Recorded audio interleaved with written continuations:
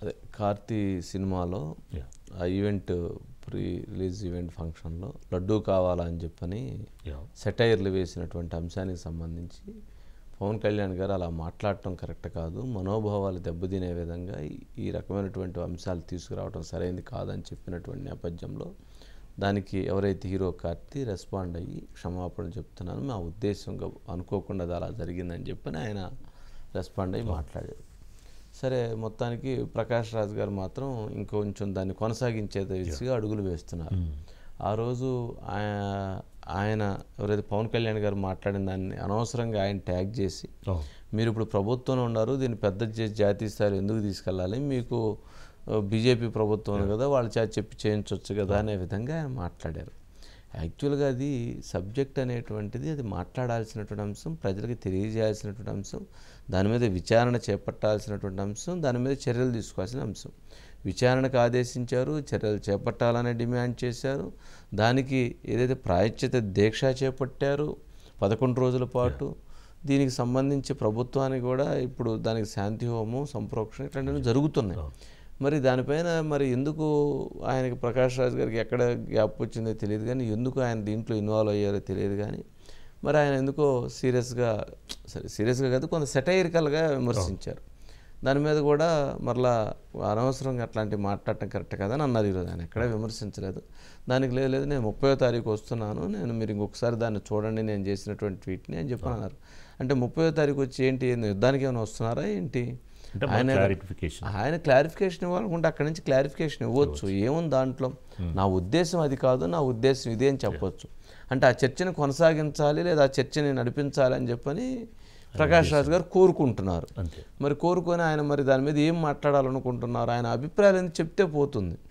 అంటే అది చెప్పకుండా సరే చర్చ తీసుకొస్తున్నారు. సరే, దాంట్లో ఆయన అభిప్రాయాలు ఏంటనేది చూద్దాం. మరి ఇప్పుడు దాంట్లో అంత మాత్రం చదివేది కాదు. బైట్స్ కూడా ఒకసారి బైట్స్ ప్లీజ్. ఇప్పుడు లడ్డు గురించి మాట్లాడకూడదు, సెన్సిటివ్ టాపిక్, మనకు వద్దు అది. ఇప్పుడు లడ్డు గురించి మాట్లాడకూడదు, సెన్సిటివ్ టాపిక్, మనకు వద్దు అది. ఇప్పుడు లడ్డు గురించి మాట్లాడకూడదు, సెన్సిటివ్ టాపిక్, మనకు వద్దు అది. ఇప్పుడు లడ్డు గురించి మాట్లాడకూడదు. మొన్నటికి మొన్న ప్రకాష్ రాజ్ గారు మాట్లాడారు నా మీద. అరే, నేను మాట్లాడుతుంది ఒక హిందువులు అపవిత్రం గురించి మాట్లాడుతున్నాను. ఇందులో ప్రకాష్ రాజ్ గారికి సంబంధం ఏంటి? ఇందులో ఇస్లాంని నిందించానా, క్రిస్టియానిటీని నిందించానా? ఈ అపవిత్రం జరిగింది, ఇలా జరగకూడదు, ఫుడ్ అడల్టరేషన్ జరిగిందని మాట్లాడుతుంటే దీన్ని గోల చేయకూడదంట. అంటే తప్పు జరిగినప్పుడు మాట్లాడకూడదా?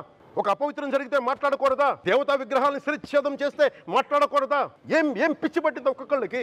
ఎవరి కోసం మాట్లాడుతున్నారు మీరు? ప్రకాష్ రాజ్ కూడా చెప్తా ఉన్నాను, నాకు మీరంటే గౌరవం, I have extreme respect for you. కానీ when it comes to secularism, Prakash Raj garu, it is a two-way, not one way. I have extreme respect for you, you know that. Film industry కూడా నేను తెలియజేస్తా ఉన్నా, మద్దతుగా మాట్లాడండి, లేదంటే మౌనంగా కూర్చోండి. అంతేగాని మీరు లడ్డు మీద జోక్లు వేస్తున్నారు. నేను ఒక సినిమా ఫంక్షన్ కూడా చూశాను, laddu is a sensitive issue అని. Don't you ever say that. Don't. I respect you as actors, but when it comes to Sanatana Dharma, please, you have to think 100 times before you saying a word. Shri Pawan Kalyan గారు, నేను ఇప్పుడే మీ press meet ని చూశాను. నేను చెప్పిందేంటి, మీరు దాన్ని అపార్థం చేసుకుని తిప్పుతున్నదేంటి? నేను ఇప్పుడు విదేశాల్లో షూటింగ్ లో ఉన్నాను. 30వ తారీఖు తర్వాత వచ్చి మీ ప్రతి మాటకి సమాధానం చెప్తాను. ఈ మధ్య మీకు వీలైతే నా ట్వీట్ ని మళ్ళీ చదవండి, అర్థం చేసుకోండి ప్లీజ్. మీరు అన్నట్టు ఈ టాపిక్ ని ఇంకా కంటిన్యూ చేయాలి అనే ఉద్దేశం అనుకోవచ్చు. అంటే ఇప్పుడు ఎవరైనా ప్రకాష్ రాజ్ గారు కూడా ఇప్పుడు ఇది కాబట్టి మాట్లాడారు. అదే ఇంకొక మతానికి సంబంధించి మాట్లాడితే వాళ్ళు ఊరుకుంటారా? అంటే హిందూ మతం గురించే ఏదైనా కానీ దాన్ని చర్చించడానికి కానీ దాని మీద భిన్నాభిప్రాయాలు వ్యక్తం చేయడానికి కానీ ఉత్సాహం చూపిస్తారు. ఎందుకంటే దీని మీద ఇంకొకరు వెళ్ళి దాని మీద యుద్ధం చేసేయడం పరిస్థితి ఉండదు, వాళ్ళు ఇంకొకరి మీద దాడి చేసే పరిస్థితి ఉండదు. అదే ఇంకొక మతం గురించి అలాంటివి మాట్లాడితే దాని మీద చాలా తీవ్రంగా రెస్పాండ్ అయ్యేటువంటి పరిస్థితి ఉంటుంది. అందుకని అంటే ఎక్కువ మంది ఉండేటువంటి అభిప్రాయాలు ఉంటాయి కాబట్టి కొన్ని భిన్నమైనటువంటి అభిప్రాయాలు ఉంటాయి కాబట్టి ఇవన్నీ జరుగుతుంటాయి. యాక్చువల్గా మోడీకి వ్యతిరేకంగా ఆయన ప్రకాష్ రాజ్ మోడీకి వ్యతిరేకైతే ఇంకోరు వ్యతిరేకైతే ఇప్పుడు హిందువులకు వ్యతిరేకం అవ్వాల్సిన అవసరం లేదు కదా. ఆయన హిందువుల అభిప్రాయాలని వ్యక్తం చేసినప్పుడు దాన్ని గౌరవించాలి, లేదంటే సైలెంట్గా ఉండాలి, మనకి ఇష్టం లేదు. అంతేగాని దాని మీద మనం కామెంట్ చేయాల్సినటువంటి అవసరం లేదు కదా. ఇప్పుడు నేను ఒక మంచి కోసం పోరాడుతున్నానండి, నేను మంచి కోసం పోరాడుతున్నప్పుడు నువ్వు వీలైతే ఆ మంచికి సమర్థించు, లేదంటే నువ్వు ఆ మంచి గురించి నువ్వు మాట్లాడబాక. అంతేగాని నువ్వు దాని మీద కోడిగుడ్డు మీద ఏకలు బీగుతానన్నప్పుడు సమస్య వస్తుంది కదా. ఇక రేపు భవిష్యత్తులో మంచి గురించి పోరాడేటువంటి వాళ్ళు ఇంకెవరుంటారు? మంచి గురించి ప్రశ్నించేటువంటి వాళ్ళు ఎవరుంటారు? మనం మంచి చేసేటువంటి వాళ్ళ మీద మనం గుడ్డు మీద ఏకలు బీగినట్టుగా వాళ్ళ మీద మేము పీగుతాము, లేదా వాళ్ళ మీద విమర్శలు చేస్తాము, లేదా వాళ్ళ మీద మేము మాట్లాడతాము, వాళ్ళ మీద దాడి చేస్తామని అంటే ఎవరు ప్రశ్నిస్తారు? ఇప్పుడు అదే పెద్ద సమస్య ఎక్కడ వస్తుందంటేనండి, సమాజంలో ఎవరైనా మంచి మాట్లాడాలని అంటే ఆ మంచిని చేసేటువంటి వ్యక్తుల మీద దాడి పెరుగుతుంది. దాంతో మంచి మాట్లాడేటువంటి వాళ్ళు తగ్గిపోతున్నారు. అది మనం మంచి చేద్దామని వెళ్తే కూడా మన మీద దాడి చేస్తున్నప్పుడు మరి సమాజం ఎందుకు రావట్లేదనే భావన కలుగుతుంది. ఆ భావన కలిగినప్పుడు వాళ్ళు రావట్లేదు ముందుకి. ఒకసారి ఫైట్ చేస్తారు, 2 సార్లు ఫైట్ చేస్తారు, ప్రతిసారి ఫైట్ చేయలేరు కదా. దాంతో కొంత నిరుత్సాహం ఏర్పడుతుంది, దాంతో కొంత దూరం ఏర్పడుతుంది. దాంట్లో మంచి కోసం పాపం ప్రయత్నం చేసేటువంటి వాళ్ళ సంఖ్య తగ్గుతుంది. ఇంతకుముందు మనం గతంలో ఎక్కడ దగ్గర గొడవ పడుతుంటే వెళ్ళి ఎందుకు గొడవ పడుతున్నారు, తప్పుకొని వెళ్ళండి అని చెప్పేటువంటి వాళ్ళు ఉండేవి. కానీ ఈ మధ్య గొడవ జరుగుతుంటే బండి మీద వెళ్తూనే, కారులో వెళ్తూనే చూస్తూ వెళ్ళిపోతున్నారు. ఎందుకనంటే ఆ గొడవ జరుగుతున్నటువంటి దగ్గర మనం మంచి అది కాదని చెప్పే ప్రయత్నం చేస్తే ఎవడొచ్చి నువ్వెవడో చెప్పడానికని చెప్పి వీడి మీద దాడి చేసే పరిస్థితి ఉంటుంది. అందుకని చాలామంది అలాంటి పరిస్థితులు ఉన్నప్పుడు వెళ్ళలేకపోతున్నారు. నిజంగా అది సమాజానికి మంచిది కాదు. సమాజానికి గొడవ జరుగుతున్నప్పుడు చెప్పాలి, వద్దని చెప్పేటువంటి పెద్దరికం ఉండాలి, మనుషులకు ఆ భావన చెప్పినటువంటి వ్యక్తి యొక్క మాటలు వినాలి, ఇవన్నీ అవసరం. ఓం గారు గుడ్ ఈవినింగ్ అండి. ఏంటండి మొత్తానికి ఏమంటాను దాన్ని, ఇప్పుడు పవన్ కళ్యాణ్ మీరు నిన్న ఏదో ఒక పాయింట్ అన్నారు. ఆ పాయింట్ని నేను ఎందుకంటే అంత పెద్ద కామెంట్ చేశారన్నాను. కానీ ఇప్పుడు ఆయన మాట్లాడిన దాన్ని బట్టి చూస్తుంటే ఆయనకి అది మీరు చెప్పినటువంటి ఆ కామెంటు సరైన సబబైనటువంటి అంశంగానే పరిగణిస్తుంది. అంటే మేధావులు అనేటువంటి వాళ్ళు మేధావితనం ఎక్కువ పెరిగే కొద్ది కూడా ప్రమాదకరమైనటువంటి అంశంగానే సంభవిస్తుంది. అందుకనే సరే ఇంకెప్పుడు అది ఎందుకులేండి. ఇవాళ యాక్చువల్గా అండి కనకదుర్గమ్మ సాక్షిగా పవన్ కళ్యాణ్ గారు ఉగ్ర నరసింహావతారం చూపించారండి. అంటే సనాతన ధర్మానికి ఆపద వచ్చినప్పుడు తన మన అనేది నేను చూడను, ఎవరినైనా కానీ ఎదుర్కోవడానికి ప్రశ్నించడానికి నేను ఉంటాను అన్నారండి. ఈరోజు మాట్లాడిన దాంట్లో ఆయన కేవలము రాజకీయ నాయకులు విమర్శించలేదండి, సినిమా రంగానికి చెందిన వాళ్ళు మౌనంగా ఉండడానికి కూడా ప్రశ్నించారండి. అలాగే మమ్మల్ని హీరోలుగా చేసిన అభిమానులు, మీరు హిందువులే కదా, హిందూ ధర్మానికి అన్యాయం జరిగినప్పుడు మీరెందుకు గొంతెత్తారు, మీరు కూడా మాట్లాడాలి కదా అని చెప్పేసి ఒక సూచన చేశారండి. మరీ ముఖ్యంగా అండి నిన్న నిజానికి పాప కార్తీది తప్పు లేదండి, అక్కడ ఉన్న యాంకర్ ఆయన మిస్లీడ్ చేసిందండి.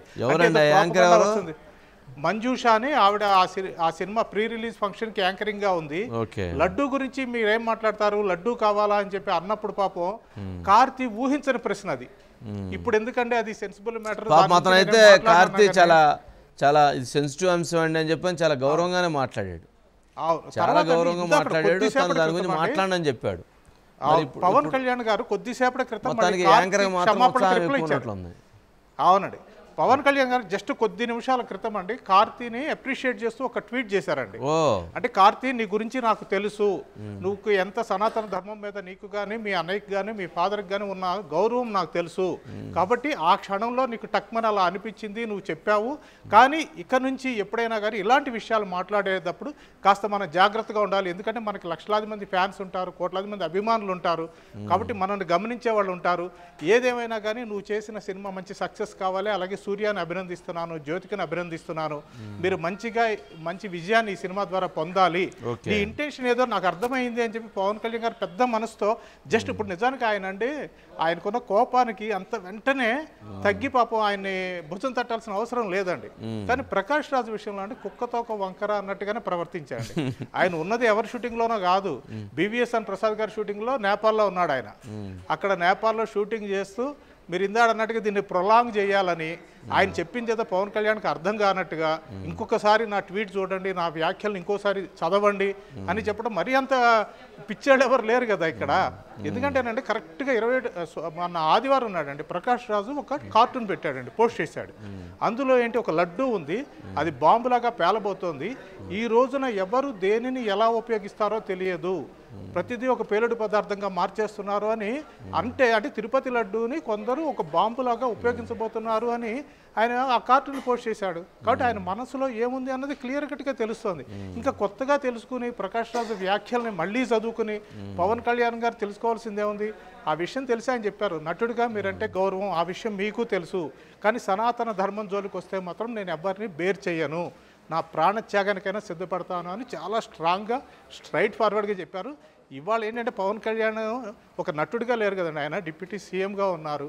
ఇప్పుడు హిందువులకి ఆయన ఒక రకంగా ముందు ఫోర్ ఫ్రంట్లో నిలబడి ఆ ధర్మాన్ని రక్షించడం కోసం నిలబడ్డారు. కాబట్టి ఆయన అభిమానులు కోట్ల మంది పెరిగారు. ఈసారి ప్రకాష్ రాజ్ ఇలాంటి వ్యాఖ్యలు చేస్తానంటే ఎవరు సహించరు. ఇందాక మీరు అన్న ఇంకొక మాట అండి, అదే ఆయన ఇంకొక మతం గురించి మాట్లాడితే నేపాల్ నుంచి ఇండియాలోకి రారండి, అటు నుంచి అటు విదేశాలకు వెళ్ళిపోయి ఉండేవాళ్ళు.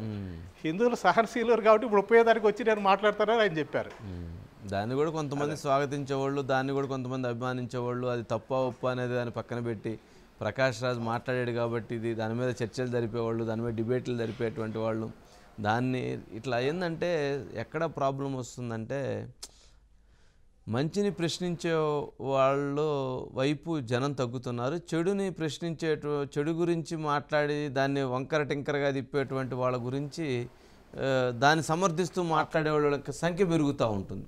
ఎందుకనంటే వీళ్ళు మంచి వాళ్ళు ఎప్పుడు తొందరగా బయటపడరు, కానీ కొంచెం వంకర టింకరగా ఉండేటువంటి వాళ్ళు ఎక్కువగా బయటపడుతుంటారు, ఆలోచనలు ఎక్కువగా ఉంటాయి. సరే, ఈ సబ్జెక్ట్ అని జనరల్గా మాట్లాడేటువంటి దాంట్లో